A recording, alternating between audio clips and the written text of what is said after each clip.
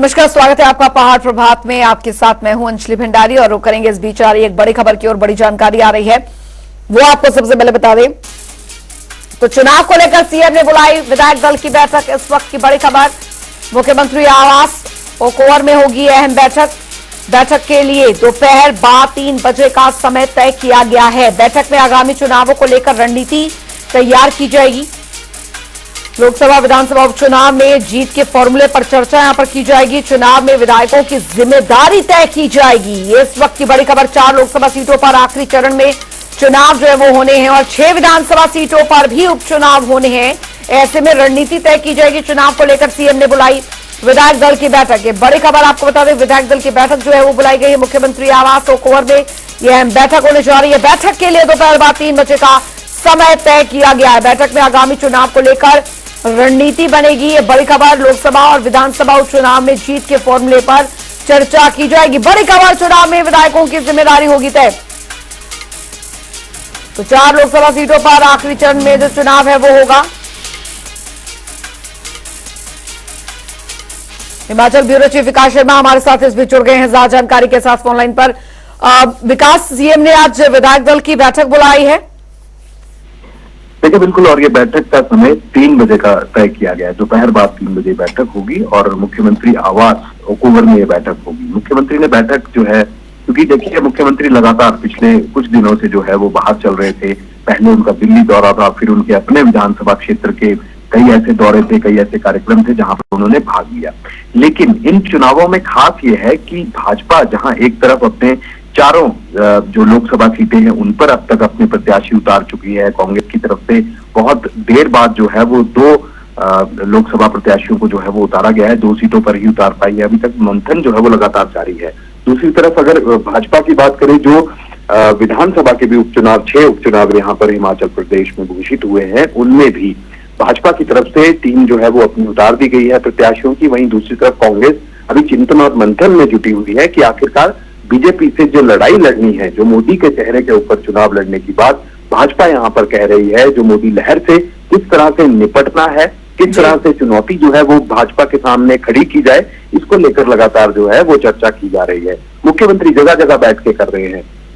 आज बहुत कई मायनों में अहम जो है इस बैठक को माना जा रहा है। सभी विधायकों को इस बैठक में मौजूद रहने की हिदायत यहाँ पर दी गई है और ये जरूरी कहा गया है कि वो अपने अपने विधानसभा क्षेत्र से लौटें और यहाँ पर शिमला में जो है इस बैठक में भाग लें। देखिए, क्योंकि जिम्मेवारियां यहाँ पर तय की जानी है कि किन किन विधानसभाओं में कैसे कैसे लोग जो हैं विधायक जो हैं वो वहां पर रहेंगे, कौन कौन से बड़े पदाधिकारी हैं जो कि कांग्रेस कमेटी के जो पदाधिकारी होंगे उनको, उनमें से भी कुछ लोगों को जो है इस बैठक में बुलाया गया है।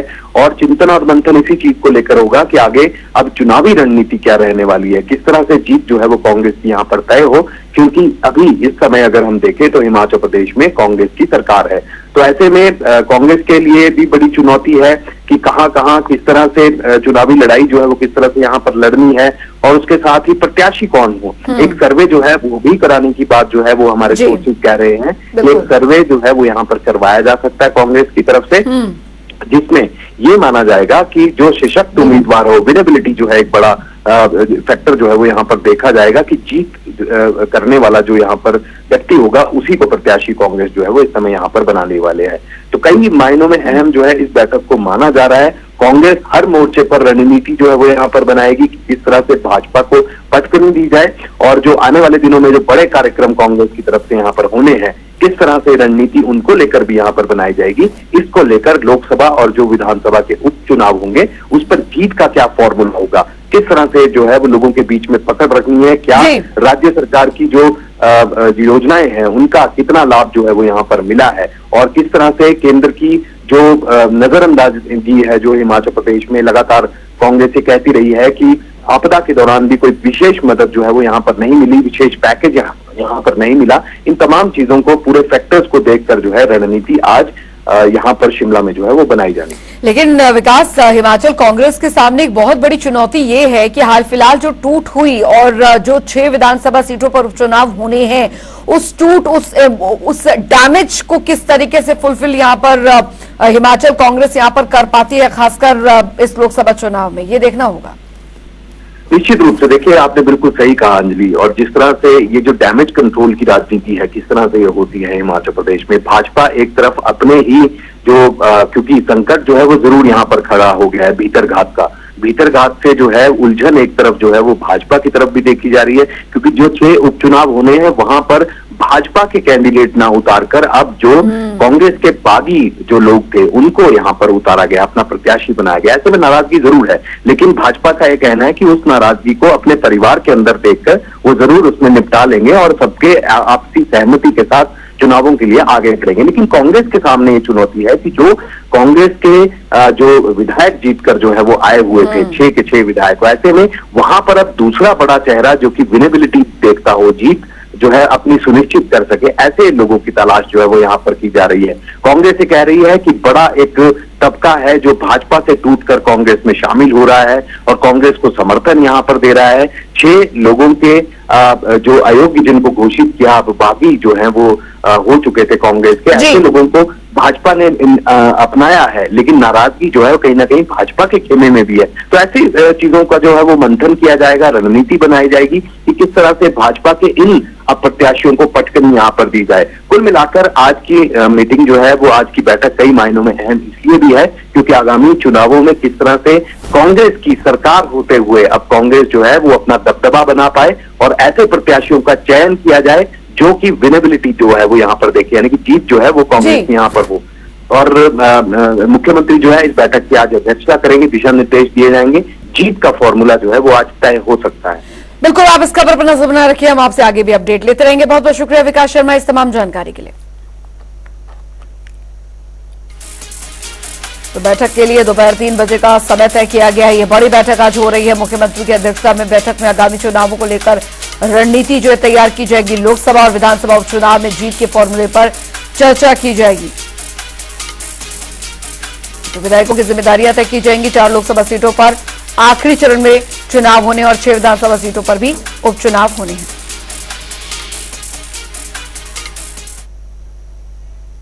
खबरों में आगे बढ़ेंगे। मंडी संसदीय क्षेत्र से बीजेपी प्रत्याशी कंगना रनौत धर्मशाला दौरे पर रहीं और इस दौरान कंगना ने मैक्लोडगंज में निर्वासित तिब्बती धर्मगुरु दलाई लामा से उनके निवास स्थान पर मुलाकात की।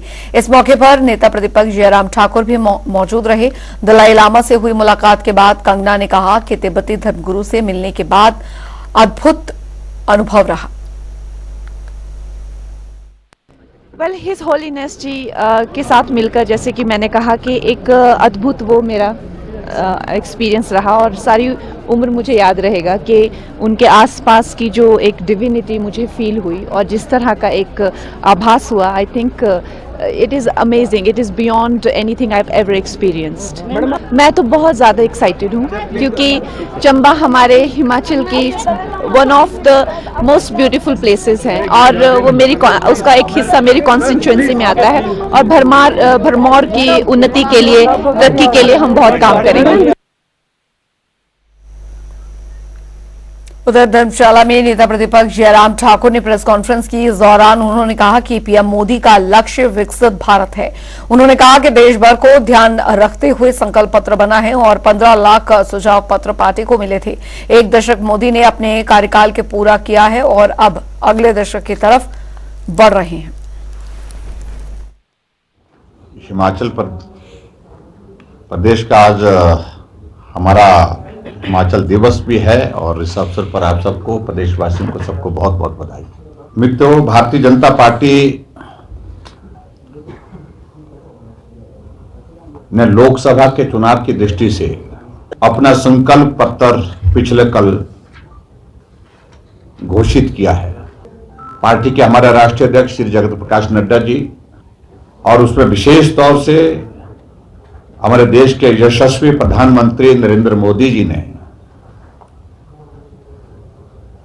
पूरे राष्ट्र को संबोधित किया उस अवसर पर मीडिया के माध्यम से, और एक विजन सिर्फ 5 वर्ष का नहीं, ये भारत 2047 किस प्रकार से दुनिया के सामने खड़ा हो, किस प्रकार से दुनिया के सामने अपने लक्ष्य को हासिल करे,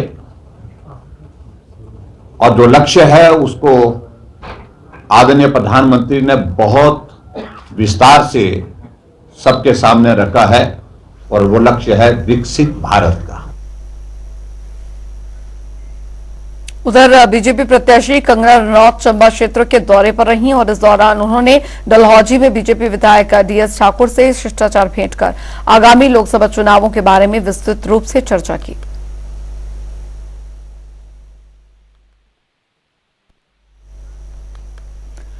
वहीं बीजेपी ने अपना संकल्प पत्र जारी कर दिया और इसी को लेकर बीजेपी के प्रदेश मुख्य प्रवक्ता रणधीर शर्मा ने संकल्प पत्र पर अपनी प्रतिक्रिया जाहिर की। उन्होंने कहा कि केंद्र की मोदी सरकार ने अपने 10 वर्ष के कार्यकाल में सभी वायदों और गारंटियों को पूरा किया है। तो वहीं उन्होंने कहा कि बीजेपी की ओर से जारी संकल्प पत्र प्रधानमंत्री मोदी की गारंटी है। भारतीय जनता पार्टी का संकल्प पत्र वो वायदे हैं जिनसे देश के आम नागरिक का जीवन स्तर सुधरेगा, देश के अंदर विकास होगा और देश दुनिया में एक विकसित राष्ट्र बनने की ओर अग्रसर होगा। विरोधियों को इससे तकलीफ जरूर है, परंतु मैं कहना चाहता हूं कि हमारे संकल्प पत्र पर जनता विश्वास करती है क्योंकि हमने पहले किए वायदों को पूरा किया है, जबकि कांग्रेस पार्टी समेत विपक्षी दलों के वायदों पर जनता को कोई विश्वास नहीं है क्योंकि उन्होंने सत्ता में आने पर कभी अपने वायदे पूरे नहीं किए और हिमाचल प्रदेश की कांग्रेस सरकार ने तो चुनावी वायदे तो दूर, चुनाव के समय दी गई 10 गारंटियों को भी पूरा करने की ओर गंभीरता नहीं दिखाई है। इसलिए जनता उनके संकल्प पत्रों को, उनके घोषणा पत्रों को झूठ का पुलिंदा मानती है। उधर हिमाचल प्रदेश में लोकसभा चुनाव का बिगुल बज चुका है और इसी को लेकर जहां बीजेपी ने 4 सीटों पर अपने उम्मीदवार उतार दिए हैं तो वहीं कांग्रेस ने भी शिमला और मंडी से उम्मीदवार घोषित कर दिए हैं। इसी को लेकर धौलपुर में पूर्व शिक्षा मंत्री गोविंद ठाकुर ने प्रेस कॉन्फ्रेंस की और इस दौरान उन्होंने कांग्रेस के नेता विक्रमादित्य सिंह पर जमकर निशाना साधा। उन्होंने कहा कि विक्रमादित्य सिंह सिर्फ मीडिया और सोशल मीडिया के ही नेता है, जबकि धरातल पर उन्हें किसी बात की जानकारी नहीं होती है। साथ ही पूर्व शिक्षा मंत्री गोविंद ठाकुर ने लोकसभा चुनाव में जीत का दावा किया।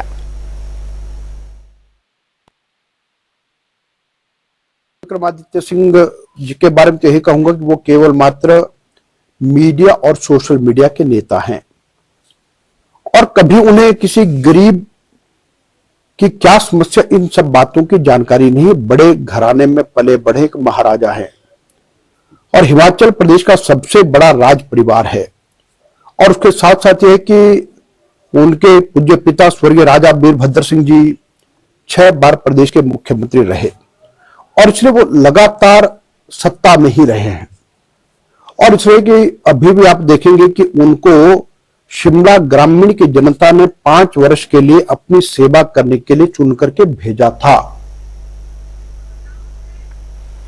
उधर आपको बता दें कि लोकसभा चुनावों का आगाज हो चुका है, जिसके चलते हिमाचल प्रदेश में दोनों पार्टियों में जमकर एक दूसरे के खिलाफ बयानबाजियां की जा रही हैं। इसी कड़ी के तहत अब प्रदेश में मंडी लोकसभा सीट से बीजेपी प्रत्याशी कंगना रनौत ने देश के प्रधानमंत्री नरेंद्र मोदी को भगवान श्री राम का अंश अपने भाषण में बताया है। तो वहीं कंगना रनौत के इस बयान पर पलटवार करते हुए प्रदेश कांग्रेस के मुख्य प्रवक्ता प्रेम कौशल ने कहा कि दरअसल बीजेपी के नेता अंधभक्ति की दौड़ में गुजर रहे हैं। बीजेपी नेता भगवान और इंसान में अंतर करना भूल गए हैं। वहीं प्रेम कौशल ने बीजेपी के संकल्प पत्र को पुरानी बोतल में नई शराब की संज्ञा दी।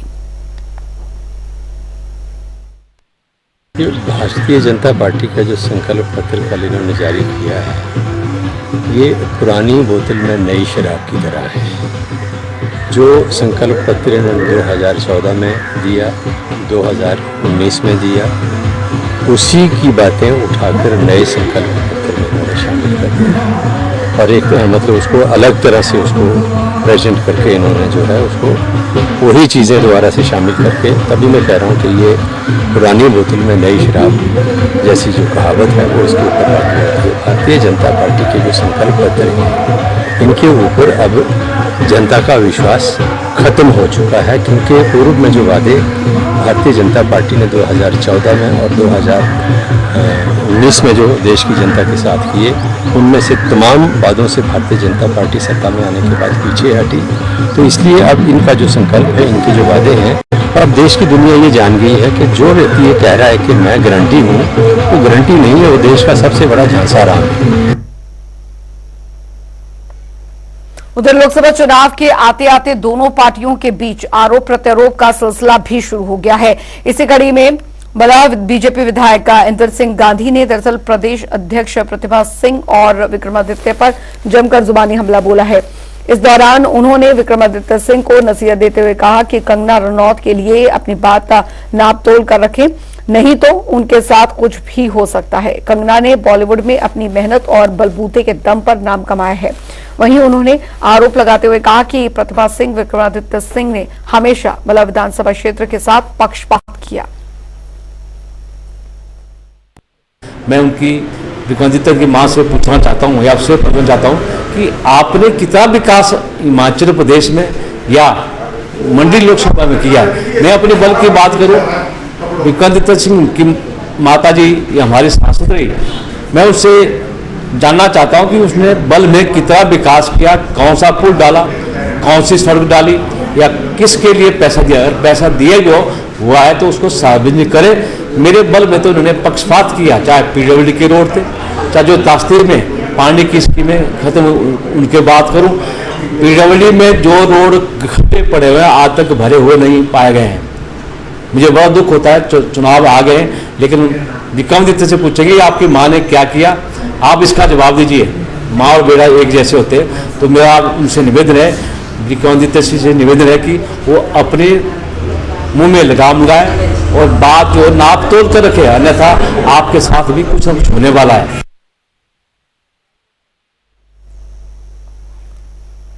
उधर भरमौर विधानसभा क्षेत्र के विधायक डॉक्टर जनकराज ने प्रेस कॉन्फ्रेंस की और इस दौरान उन्होंने कांग्रेस प्रत्याशी विक्रमादित्य सिंह पर जमकर निशाना साधा। उन्होंने कहा कि कांग्रेस ने एक बार फिर से परिवारवाद को बढ़ावा दिया है। कांग्रेस की ऐसी कौन सी मजबूरी थी कि उन्होंने विक्रमादित्य सिंह को एक बार फिर से चुनावी मैदान में उतारा है। कंगना जी उस पत्थर की तरह हैं जो पहाड़ से गिरकर घसीट कर गोल हुआ, और विक्रमादित्य जी जो है ना, वो एक ऐसे व्यक्ति हैं जो चांदी के चम्मच के साथ पैदा होने के बाद सोने के पालने में चले गए। मैं पहले जो कही उस बात को पुनः दोहराता हूं। मैं आपके माध्यम से विक्रमादित्य से यह पूछना चाहता हूं, ऐसा कौन सा संघर्ष उन्होंने किया कांग्रेस पार्टी में या राजनीति के क्षेत्र में जो उनको कांग्रेस पार्टी में ये कद और ये स्थान आज मिला। वो बात कहते हैं अपने पिताजी की नाम लेकर भावनात्मक अपील करते हैं। हम मानते हैं उनके पिताजी ने हिमाचल के विकास के लिए प्रयास किए, परंतु वो तभी इस काम को कर पाए क्योंकि हिमाचल के लोगों ने 6 बार, एक बार नहीं 6 बार उनको मुख्यमंत्री के पद पे बिठाया।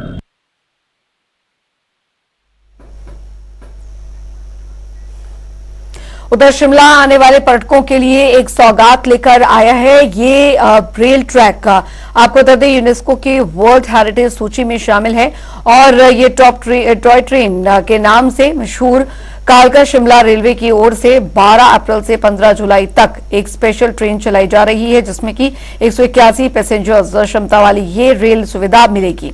गर्मियों के सीजन के दौरान पर्यटकों की आमद बढ़ने की भी उम्मीद है और ऐसे में रेलवे की ओर से भी पर्यटकों को सुखद भरा सफर मिलेगा। शिमला समर सीजन के लिए तैयार है और ऐसे में पहाड़ों पर पर्यटकों की आमद बढ़ने की पूरी उम्मीद है। लिहाजा इसको लेकर शिमला रेलवे ने भी अपनी कमर कस ली है और एक विशेष ट्रेन जो आज से 15 जुलाई तक चलेगी उसकी भी शुरुआत कर दी है। ऐसे में इस ट्रेन के जरिए अब लोगों को एक और सुविधा शिमला आने के लिए मिलेगी। अब तो कालिका है, कालिका से ये ट्रेन पकड़े टॉय ट्रेन। हम मोहाली से कैब से आए कालिका। बहुत अंतर है। ये really toy train means enjoyment train. Fully we have enjoyed with our kids. First time आए हैं ना, बहुत अच्छा लगा हम लोग को। इससे टॉय ट्रेन से नहीं, ये ज्यादा अच्छा लगा। हाँ। कितने घंटे का सफर रहा? 5 घंटा हो ही गया। हम 12 बजे बैठे हैं वहाँ से कलका से और अभी उतरे वेदर में कितना हम तभी आके ठंड लग रहा है उधर तो गर्मी लग रहा था, लेकिन यहाँ उतरते ठंड लग रही है। सफाई को लेकर क्या हाँ नहीं, सफाई भी बहुत बढ़िया है, अच्छा है। हाँ दीप्ति है, हम मोहाली से आए विद फैमिली विद बच्चे, और बहुत अच्छा एक्सपीरियंस है। यहाँ शिमला आकर के बहुत अच्छा लग रहा है। स्टेशन बहुत सुंदर है, मौसम का काफी फर्क है। मोहाली में गर्म है, यहाँ पे मुझे अच्छा लग रहा है, ठंडा है, मौसम काफी अच्छा है। 4 दिन का हमारा प्लान है, तो पूरा शिमला एक्सप्लोर करके जाएंगे। इसमें महत्वपूर्ण बात यह है कि 181 लोगों की कैपेसिटी वाली ये ट्रेन आने वाले 95 दिनों तक चलेगी, और इसमें 2 विस्टाडोम कोचेस भी शिमला के लिए आपको मिलेंगे। और ऐसे में शिमला आने के लिए एक सुखद रास्ता और यूनेस्को वर्ल्ड हेरिटेज के अंदर एक ट्रेन के अंदर का अनुभव भी पर्यटकों को मिलने वाला है। रॉबिन शर्मा, जनता टीवी, शिमला। चलिए इसी के साथ पहाड़ प्रभात की खबरों में अभी के लिए फिलहाल इतना ही। वक्त एक छोटे से ब्रेक का।